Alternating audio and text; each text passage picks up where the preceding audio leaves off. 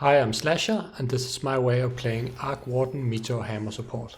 I think Meteor Hammer is pretty broken with him, and that his damage output in the early and mid game is really strong. He also works as a support because he contributes a lot of damage and slow to team fights, and with Meteor Hammer you become one of the best pushers in Dota, since your clone can cast it as well. His weakest point is the first few levels, but the other stuff more than makes up for that. After Meteor Hammer I will get Scythe of Vyse, or also called Sheepstick, for the double disable with my clone.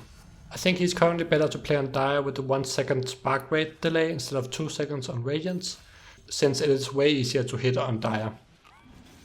Some of my games we were able to break high ground by the 20-minute mark, and even when the other team is pressuring you, you can still use Meteor Hammer to help you in the team fight and punish them a lot when you counter push. I start off with a point in Spark Wraith, then max Flux and then max Spark Wraith, sometimes taking a point in Magnetic Field at level 4 if they have a range carry. As soon as I hit 6 and have Meteor Hammer, I will sometimes just send clones backdoor to tier 1 towers and Meteor Hammer them. For talents I get more range on Flux, then usually Flux duration, and then Magnetic Field cooldown reduction. He can be pretty clunky to control, and many times I would be confused which was the clone and which real one, which would result in some pretty bad feats. Also, it is very confusing right now, as in patch 7.33c, that it switches around between clone and real one, depending on if you are Dire or Radiant. Simple way to play: be in teamfight spamming your stuff from both clone and original, and double Meteor Hammer towers.